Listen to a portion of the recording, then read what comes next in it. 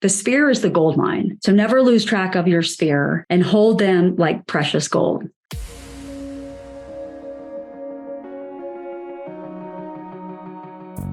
Agent Power Huddle is a daily jumpstart, giving you all the tools you need to create an amazing real estate career. Led by top experts in the field, you'll learn how to sell more houses in less time while creating the life you want.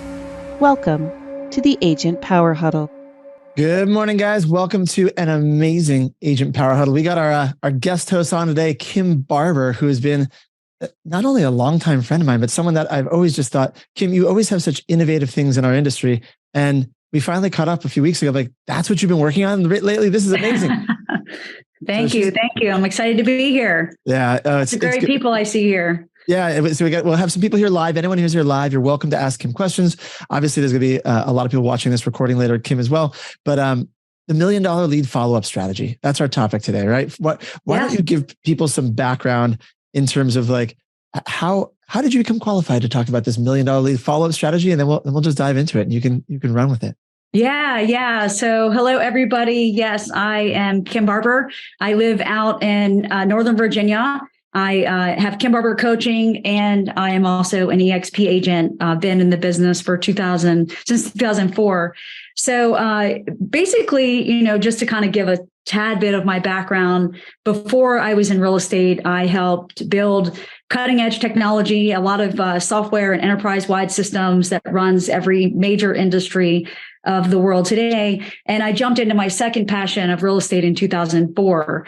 So, one of the things that I always was good at because of my background was really keeping track of people and moving, so I had a database right away and things like that. And also, the one thing that I learned in my first career is that, repeat business and referral business was really the way to go. Some of the other things that happened to me as I moved into my career, I got to the point that in 2016, 17, I was on track to do $1 million a year. And I had some things happen to me that affected my health for about 5 years. So coming into that, I had used systems and, as things evolved in real estate, I had used systems like Agent Office and Top Producer, which were like super ancient back in the day. Then, right? Remember those? So those are so fun. Old school at this point. It's so funny. So, yes. Right. I was like, oh my God, Top Producer, like anybody that's using it, no offense, but it was the first in its age. It was a little challenging to use. Then I went to, like Boomtown, and some of our friends, built these amazing systems, real geeks. I got frustrated with something, so I built my own. And so I had a lot of health issues. My right arm stopped working for 3 years. I couldn't lift my arm, do the phone, these things. Then I had to have my jaw had to be severed after that so that my teeth would stop cracking, a surgery I had put off for quite a few years. And about 9 days after I got my braces off, my colon ruptured. And so that was obviously very trauma situation. So what had happened in this 5 or 6 years of me being very heavily dependent on my team, I had spent hundreds of thousands of dollars in leads, because that's what they tell us to do in real estate, is that I watched all this money slip through the cracks. I wasn't in front of them.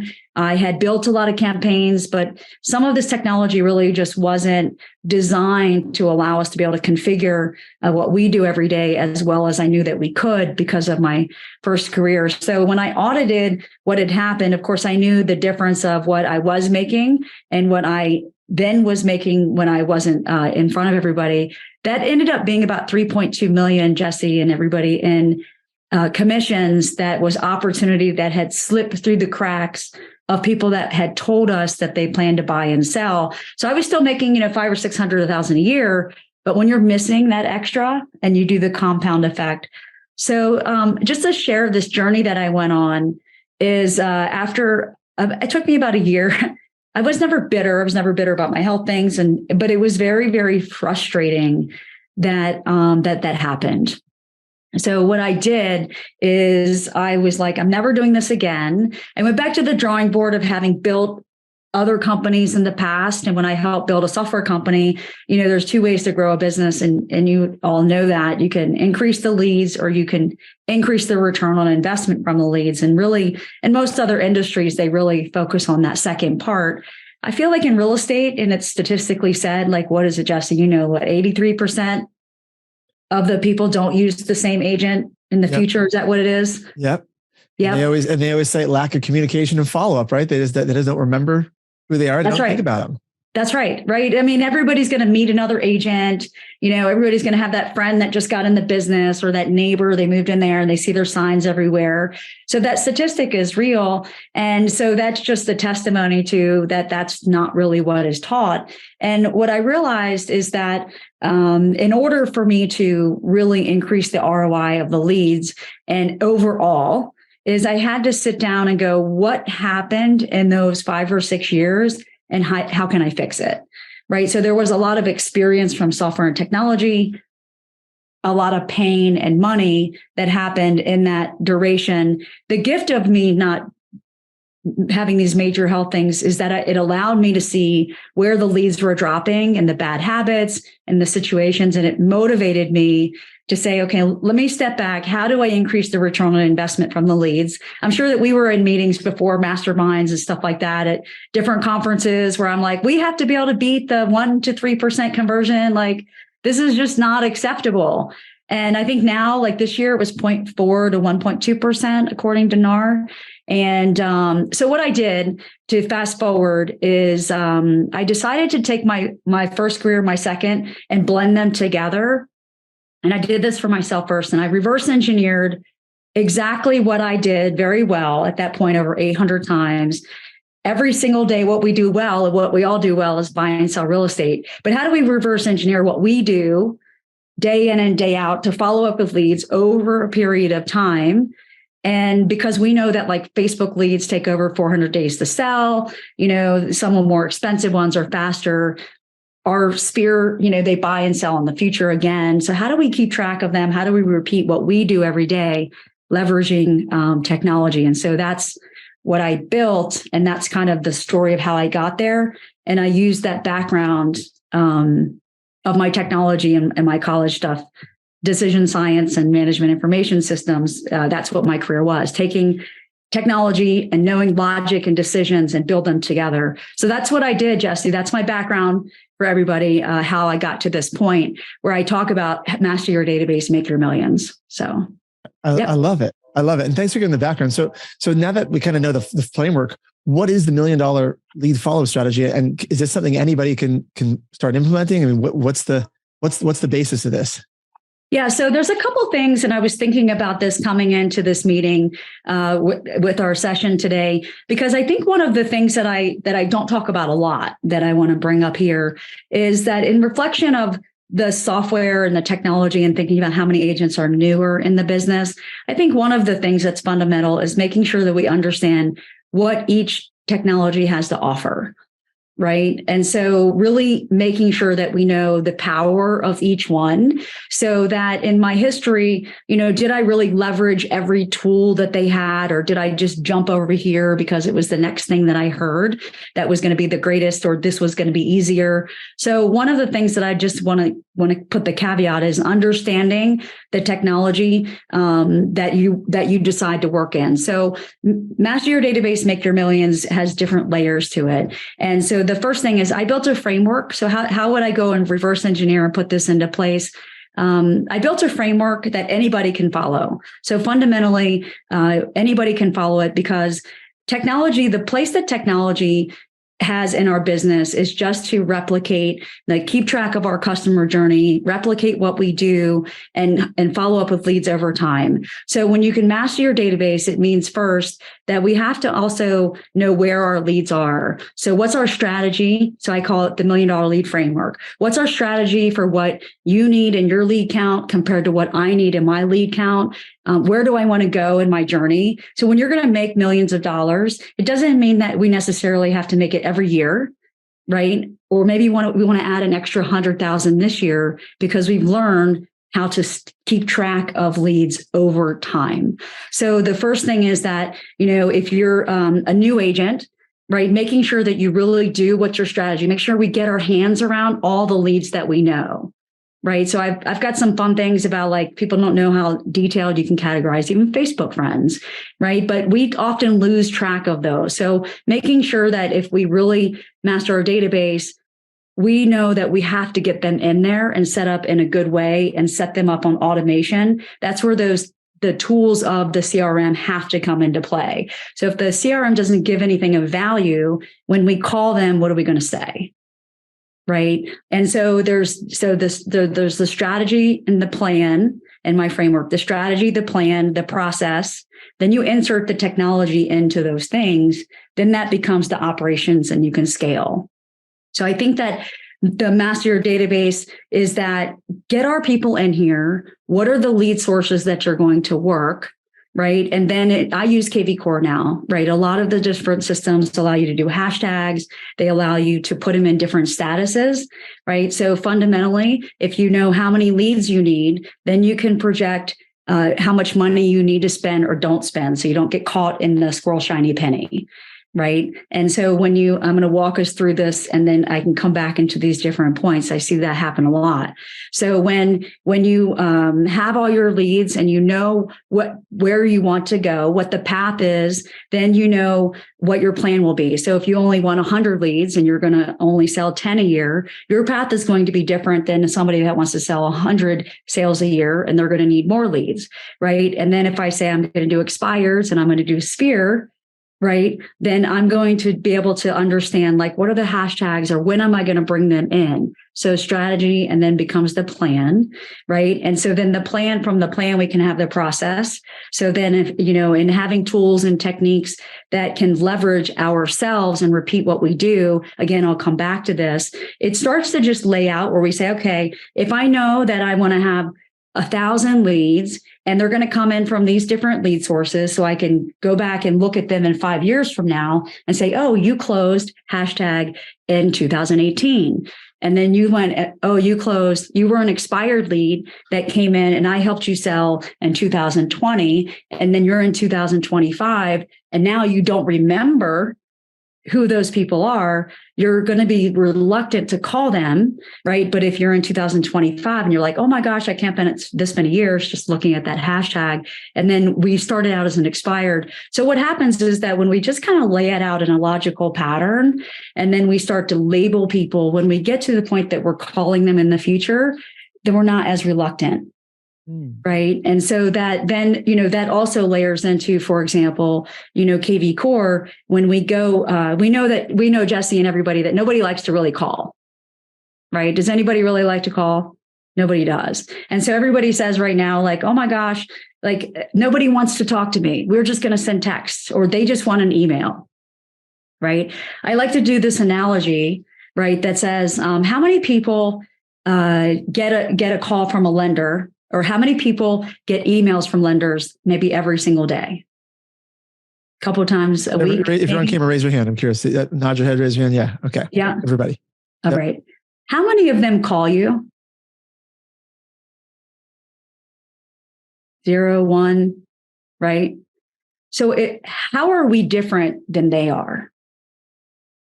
Right? If we're programmed to only email them, right, which most of the default campaigns say, or they're like, call, do you leave a message? Don't leave a message.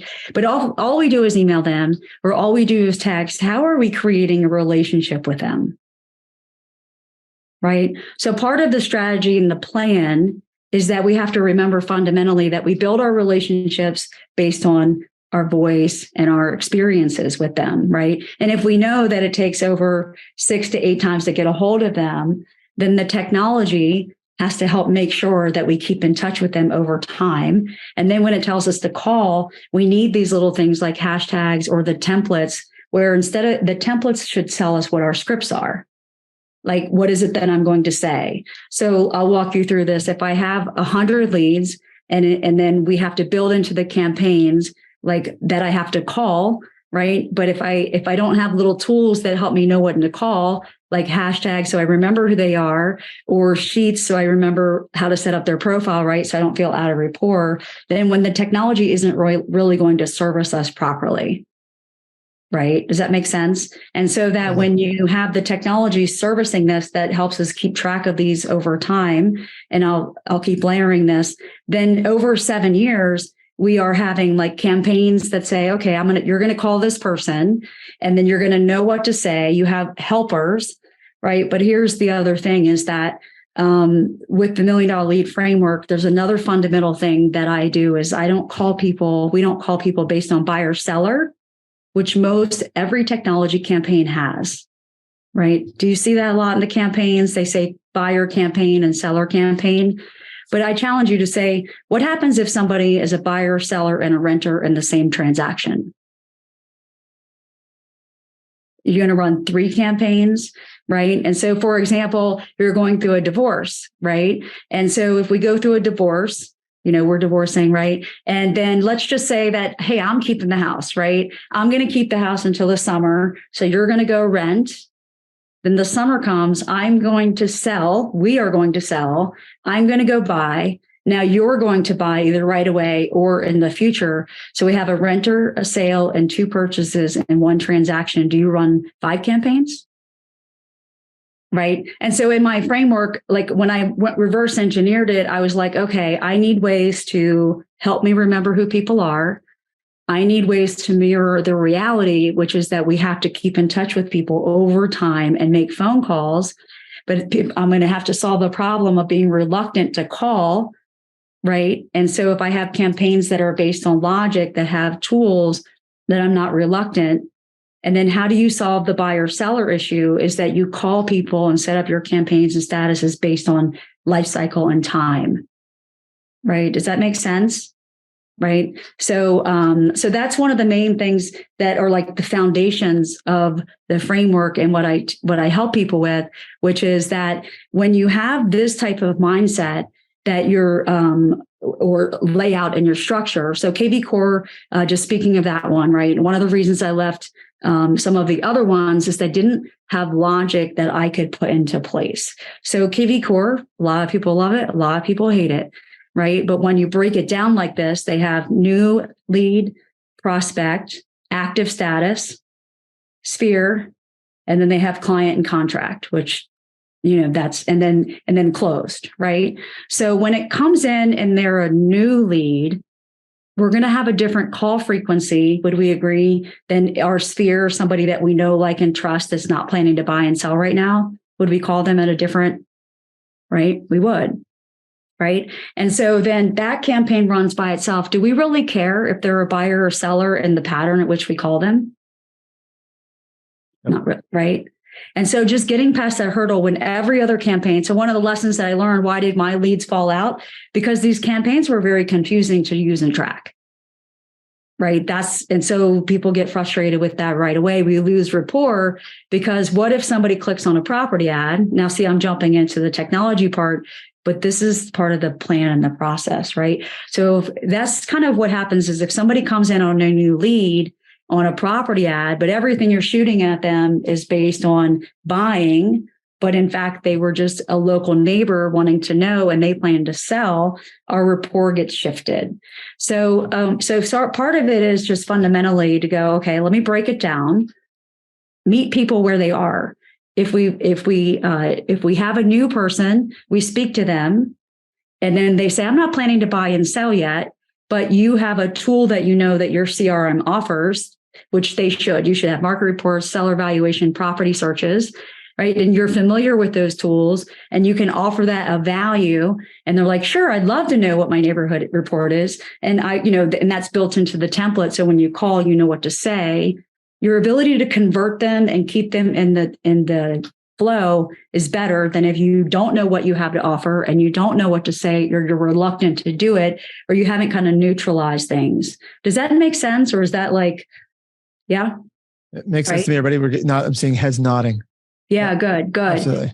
Yeah. And so the other thing that, is quite interesting again. So my definitions, and if you go to kimbarber.com, there's some free downloads you can get, which repeat my definitions, right? So you can compare what you have to what I have. So you can find it there and some other things. But when you then go, and so if you're using KV Core or if you're not, whatever you're using, then my definition of active, somebody that plans to buy and sell in the next 24 months or sooner.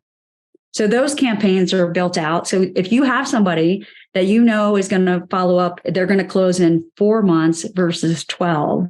Do you agree that your frequency would be different at 12 months than 4? Right. But as we get closer to the 4, hey, you were 12 months out and we get closer to when they plan to buy and sell, would we increase our frequency then? Right. So reverse engineering helped me with KV Core, at least, and others. I'm not trying to pitch KV Core, but it is part of the framework that I do, is that it allowed me, Jesse, and everybody to manipulate the campaigns enough that I could say, I know I need to call. I know I need to keep track of where they're going to buy and sell. I know I need quick reference points to remember who they are. I know I need tools to help remember the profile setups and stuff like that. So I set that up in my framework because that's the stuff I didn't have in the past, right? I couldn't keep up with the volume of leads that were flooding in at one point, 190 a month. It was too many. But when somebody tells us that they plan to buy and sell in 4 months or a year or in 6 months or 18 months, the reason we have low conversion is we can't keep track of it.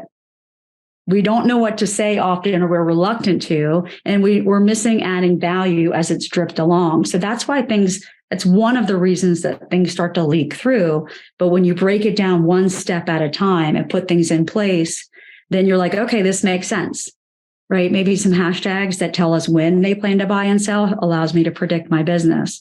So that's kind of the framework that I came up with in a short snippet because we have limited time. There's only so much you can do in 30 minutes. Yeah. So anyway, that's kind of the framework. Does that help kind of break things down a little bit about how when you really start putting some structure around it and some logic into it, it starts to allow us to manage thousands of leads? It does. And I have some questions for you, which is, obviously this is CRM, could be in any CRM. You use KV Core, which is, we have agents from all different brokerages that listen to this podcast, but a lot of them are with EXP. So it's cool because they get KV Core for free. So right, built a lot of these pieces into there. Is it, does it hit a point though, where it still gets overwhelming in terms of you have these tasks and calls and things or does your system, does your platform kind of help eliminate that feeling of overwhelm? It eliminates the feeling of overwhelm. So I have, right. I'm sorry, say that again. Tell me more about that, because that's really been what I've seen a lot of these things. It works well until it doesn't. Right. Yes. And I think that's the part even for myself where I'm like, where do I start? Right. It took me about 18 months to figure this out. So these lessons learned, and I hope it's okay. I do a free live masterclass. No, I want you to, guys, we say this all the time. I don't make a dime if you pay Kim for anything, if you go to any free things. Like, I want you to, Kim, to help people. I want you to help them sell houses in this market to maximize their leads. So whatever you can give them to offer them is great.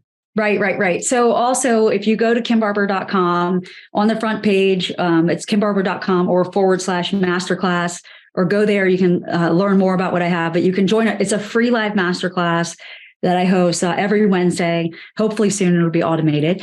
But and so I'll give you more of this information, right? And this framework can use for any CRM, right? Because some of the things that there's a couple different layers of this. So the thing that's also always missing that I see is that people just want to jump into the technology piece, right? And I just want to jump in and I want to learn it, or I just want it to work. Can somebody set it up for me?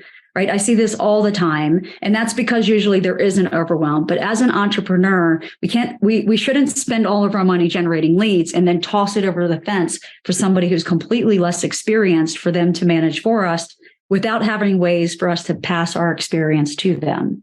Right. So the difference of how I approach it also is that we have to understand how we're going to integrate the technology into our business. And that alone avoids overwhelm. Right. So if we just talked about that strategy, how many leads do I need? One part of overwhelm is that we have too many leads. I don't know where to start. Or a really bad story is one time I had somebody import 260 leads into a campaign that was set where I was supposed to have a call every 90 days. So what happened in 90 days? I had 260 more people dump on my call list that day. I could never catch up. So there's all these devilish details that you also learn in the masterclass that I help people avoid based on lessons learned. So how do you avoid the overwhelm is just to remember that the technology is a piece of it. And if you break it down in chunk by chunk, right, and then you can avoid it. So for example, maybe you have a bunch of leads to clean up, right? Then you can start saying, okay, let me just get all my sphere or all of my home valuation, all of my circle prospecting or all of my expireds, and put in the people and focus on the people first that I have all their addresses and I have all their emails, right? And so that's a place that you can start and say, how many do I have there? Perhaps you have enough that you don't have to buy more leads, right? Or perhaps you don't. And so that keeps us, that squirrel shiny penny, I think, gets us into overwhelm. And then I think, and then second, separately, you can learn the technology pieces and they come together. So I help people, I coach people, and I teach people how to do this. And inherently watching me help you get your business organized so that you can get your database and get your leads flowing over periods of time, you learn how to properly use the CRM, how the CRM is designed to use, right? And I see a lot of people get frustrated because the campaigns are frustrating, right? Because they're not written based on experience. Yep. They're written based on a technology company. It's not their job to build campaigns for us, nor is it somebody from Fiverr or somebody that hasn't sold a ton of houses, right? They can't, does that make sense? It does. So we only have about 2 minutes, but if there was one thing that you've learned from working with agents over the years, you work with a lot of agents, is there any first place that people should start with this, or is it different from everyone to kind of take stock of what their database looks like and what leads they have? So I would say this. The one thing, can I have two things? The one thing that I'm just going to say is that the sphere is the gold mine. So never lose track of your sphere and hold them like precious gold, and make sure that all of them are in there into your database, and remember to keep track of your leads where they're at. The other thing is I mentioned about understanding the technology. I think and again, you can go to my website, you can go to any of them, but if you understand the whole purpose of it and get the framework of the technology and step back and look at the vision of it, then you can say, can I make this match my clients where they're at? Right? Because we have so many people unsubscribe, and if I can't add value to them in an automated way, then it's hard to scale. Does that make sense? Makes total sense. Yeah. I love it. Kim, this is great. I got a ton out of this already. I mean, I'd love to have you back on again. We kind of drill down into a couple of these topics, but I mean, you've said it a few times. I just want to make sure that the best way for someone to find out more info on you, to connect with you, would it be kimbarber.com? Kimbarber.com. Yeah. Yep. And then I have a channel that's at Kim Barber, but YouTube at Kim Barber. So there's a lot of value there. And then, yeah, I definitely encourage you to join one of my free live masterclasses. We'll drill into it more. And love to help you excel. That's my goal. It's great. Yeah. Carrie I don't know if it's on the chat box. She said, I thought you looked familiar. I've seen you on YouTube. So there you go. There you go. Good. Yes. Here I am live in Zoom. It's working. Well, Kim, thank you for being here, guys. Everybody. Absolutely. This is great. I really appreciate it. And we'll be back here tomorrow, guys. If you got questions for Kim, you know how to find her, you know how to reach out. Thanks, right. Kim. This is awesome. All right. Thank you. All right. Bye-bye. Bye, guys. If you'd like more information or to get connected to the Agent Power Huddle, join our free Facebook group. This call was designed for the agents in our EXP organization, but open to any agent from any brokerage. If you're a guest and you're interested in learning more about EXP or our specific resources within the Agent Collective, reach out to the person who invited you to this call to get more info. Produced by the Agent Collective Media Network.